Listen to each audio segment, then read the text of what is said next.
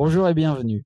Je suis Thibaut Keller et avec mon collègue Jean-Michaël Sellerier, nous allons présenter l'usage du réseau zéro tiers pour connecter des applications à distance et permettre des répétitions et des performances partagées dans plusieurs lieux distants. Jean-Michaël Sellerier nous a fait découvrir le réseau zéro tiers et présentera à son tour son usage sur Mac et PC. De mon côté, je vais vous montrer comment créer un réseau depuis le site internet zéro tiers. Vous pouvez retrouver la page principale du site sur zerotiers.com et vous pouvez installer le client depuis le site directement en vous référant à l'OS de votre ordinateur. Pour ma part, je suis sur Linux et je vais commencer avec l'installation de Linux. Les paquets proposés par les distributions sont en général pas assez à jour pour la version actuelle. Alors, je recommande de l'installer depuis le site avec, par exemple, cette première ligne de commande.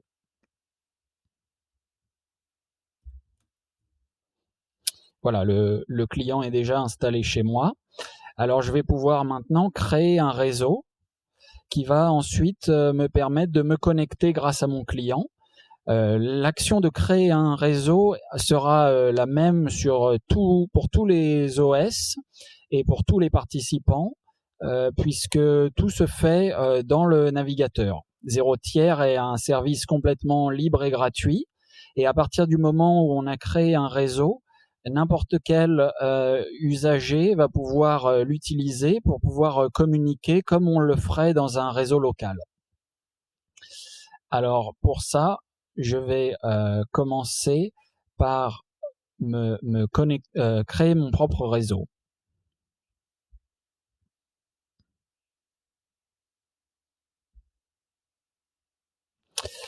Pour cela, je vais devoir dans le zéro tiers central me connecter, utiliser un login. Alors j'ai plusieurs choix, soit Google, Microsoft, GitHub, où on peut créer son propre login directement. Personnellement, je vais utiliser GitHub.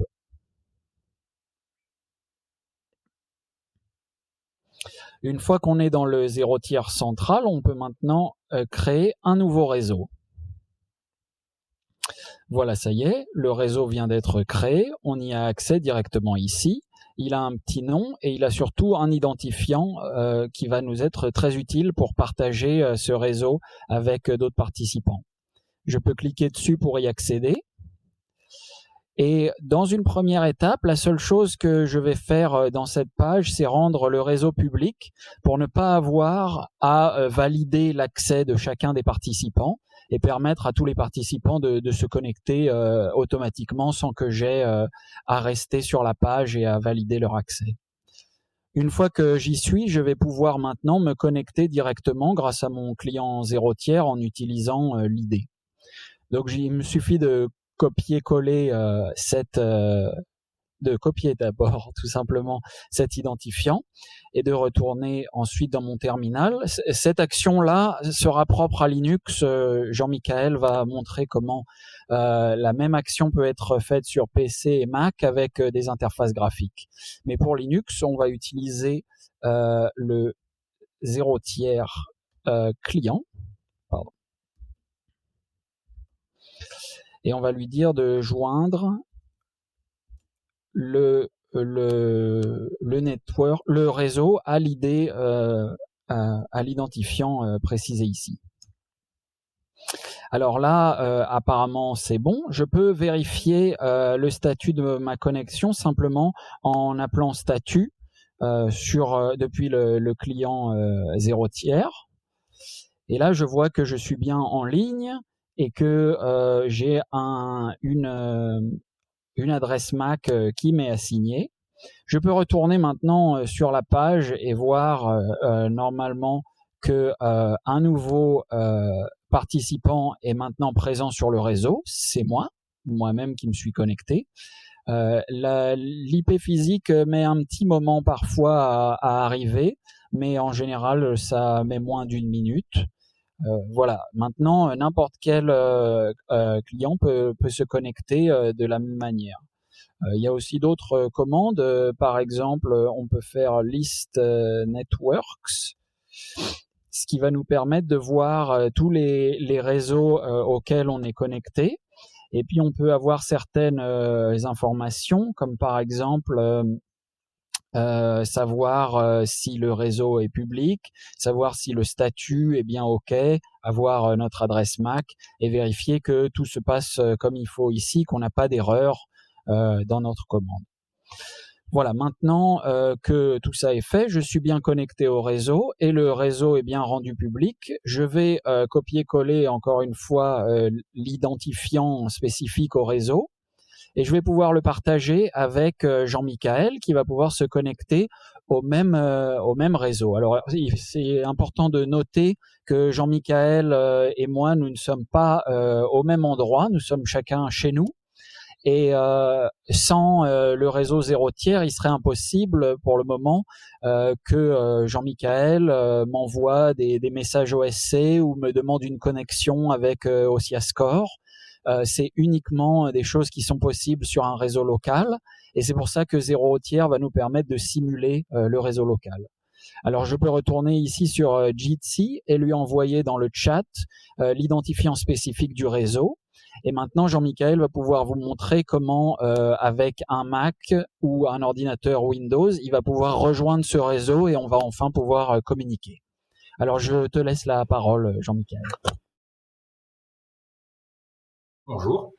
Donc, comme vient d'expliquer Thibaut, nous allons maintenant suivre les mêmes procédures. Alors, d'abord sur une machine Mac, puis sur une machine Windows.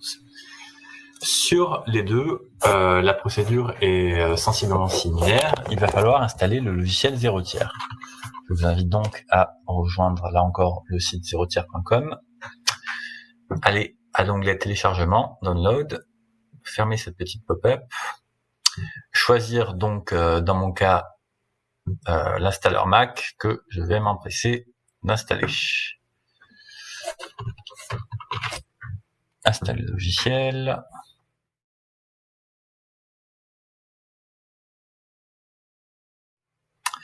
Voilà.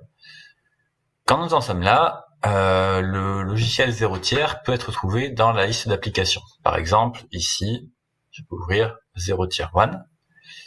Sur machine Mac, zéro tiers va s'afficher dans le petit onglet supérieur en haut à droite de l'écran. Et c'est ici que toutes les opérations zéro tiers vont se faire.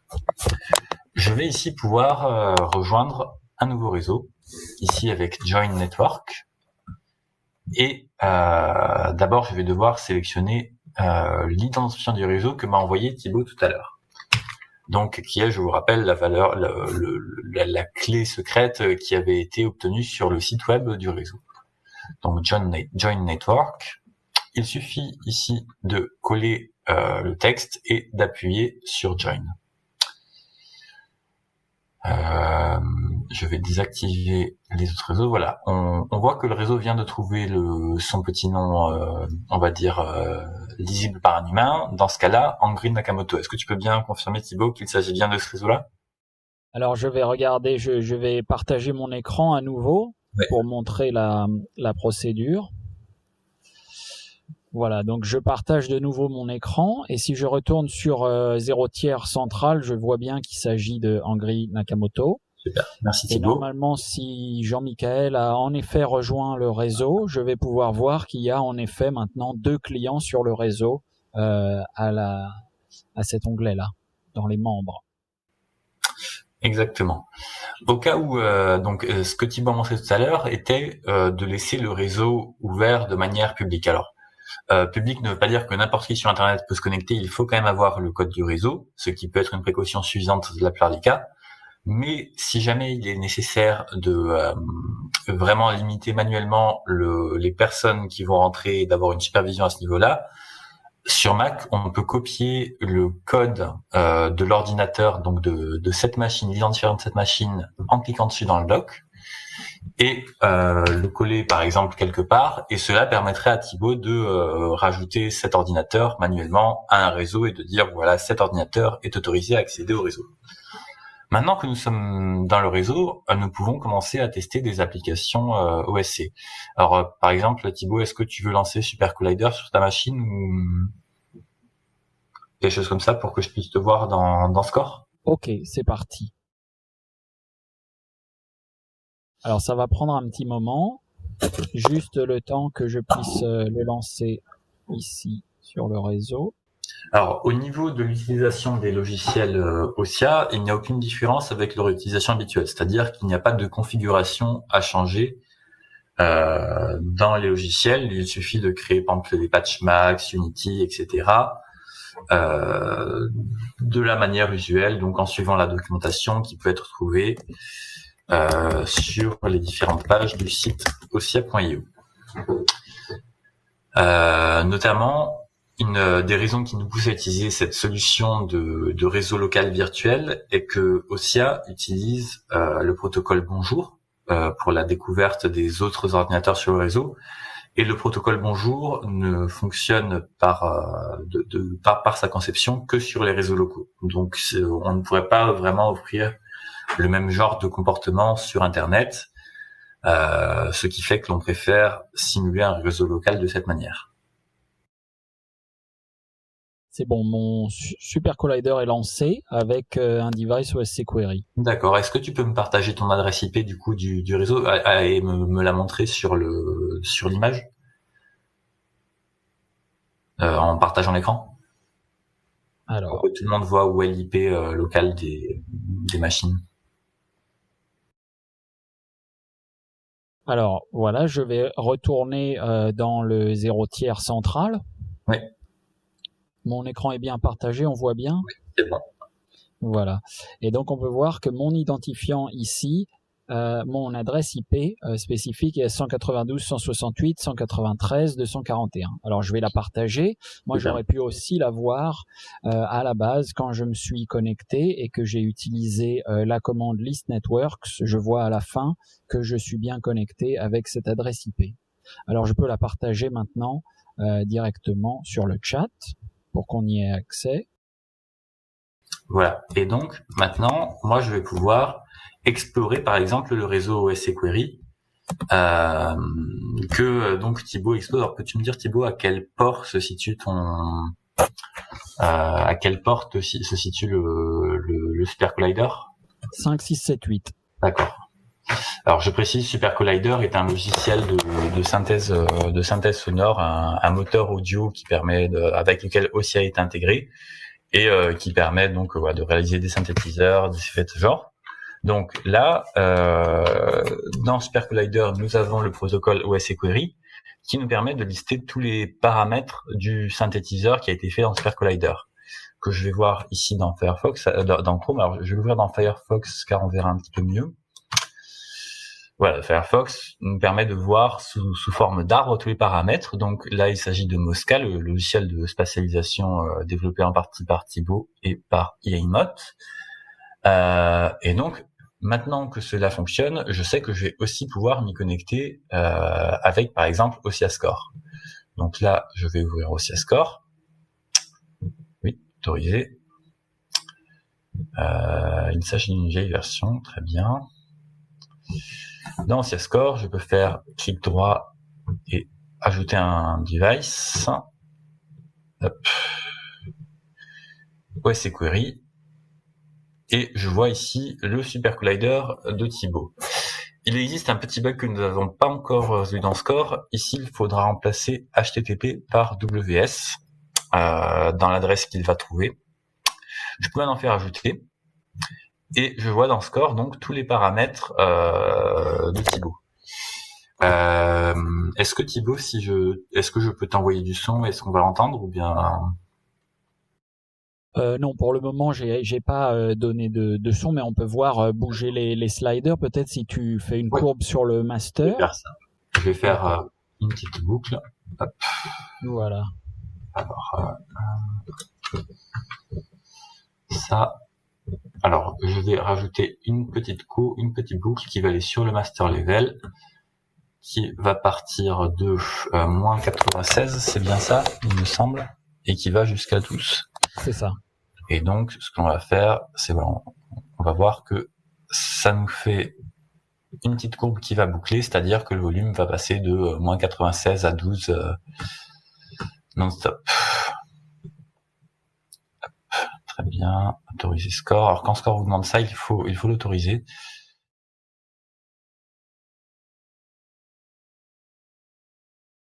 Bon, il est déjà autorisé ici. Voilà. Donc, je vais lancer la lecture. Ici, on voit la valeur qui part sur le réseau. Et maintenant, Thibaut, je pense que tu peux donc montrer ton écran et on devrait voir l'automation se jouer. Ah, là, c'est bon, on voit ton écran. On voit mon écran et on peut voir ici le slider, le master de Mosca qui est incrémenté. Chez moi, c'est très fluide. En tout cas, ça peut être pas évident à voir à la vidéo, mais on voit une courbe très très fluide, un mouvement très fluide du slider, comme si je faisais la courbe depuis Score sur mon ordinateur. Superbe. Très bien. Maintenant, on va laisser ça tourner et je vais maintenant rejoindre le réseau depuis mon ordinateur Windows. Alors, je vais partager à nouveau mon écran. Mais maintenant, depuis ma machine Windows, donc qui est maintenant visible. Alors là encore, on rejoint le site 0 tiers, télécharger et Windows. On télécharge et on installe le logiciel. On passe outre les 17 demandes de sécurité.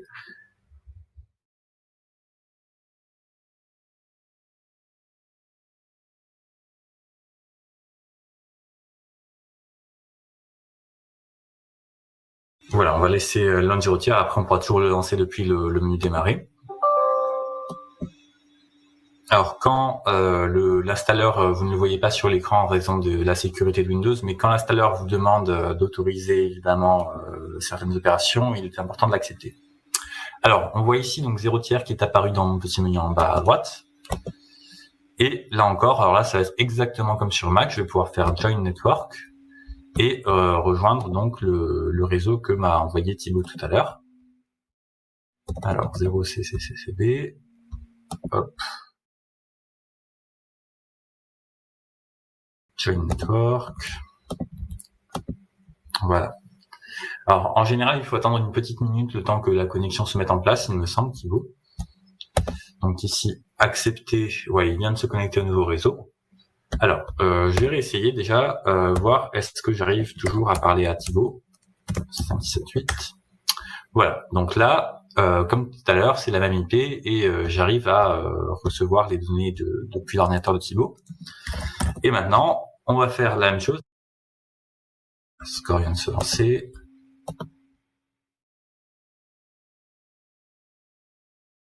Alors, pour information, le Score est encore en train de m'envoyer une courbe sur l'autre ordinateur. Mon Mac est toujours en train de tourner, en effet. Alors, voilà. Je vais juste configurer les paramètres de Score. Je vois bien de mon côté sur le 0 tiers central qu'il y a maintenant 3 membres du réseau. Ce que je disais, c'est voilà. Donc là, on voit bien les données. Donc alors là, si on peut actualiser dans Score comme ça, par exemple, lui demander d'aller récupérer les dernières valeurs. Refresh value. Donc là, mon ordinateur reçoit les valeurs mises à jour depuis l'ordinateur de Thibaut qui les renvoie au Mac. C'est-à-dire que j'ai mon Mac qui envoie via 0 tiers une courbe d'automation sur la machine à Thibaut. Et la machine à Thibaut, ensuite, Super Collider renvoie à mon autre score sur mon Windows qui est connecté les nouvelles valeurs.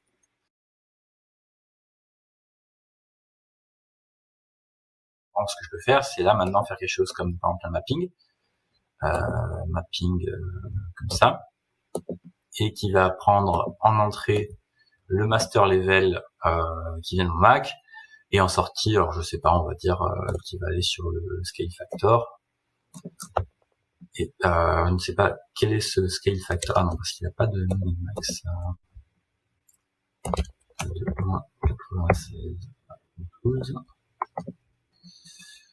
Alors là, il se passe des choses en fait par rapport donc au. Alors je sais pas Thibaut, si toi le scale factor tu peux l'observer sur ta machine.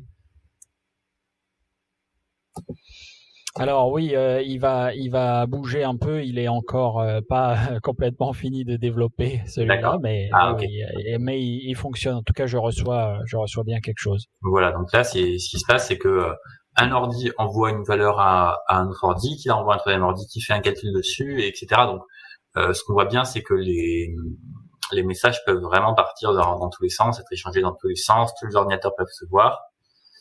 Donc voilà, donc nous espérons que cela vous permettra de tester vous-même le logiciel 0 tiers avec OSIA et de participer donc à des activités groupées. N'hésitez pas à nous envoyer un mail à l'adresse contact@osia.io. S'il y a le moindre blocage, le moindre problème, nous pouvons répondre aux questions qu'il y a. Il est aussi possible de poster des questions sur le forum. Dans quel cas, il est possible que d'autres collaborateurs puissent y répondre plus facilement. Donc voilà, nous vous remercions pour votre temps et sommes à l'écoute de toutes vos questions. Merci.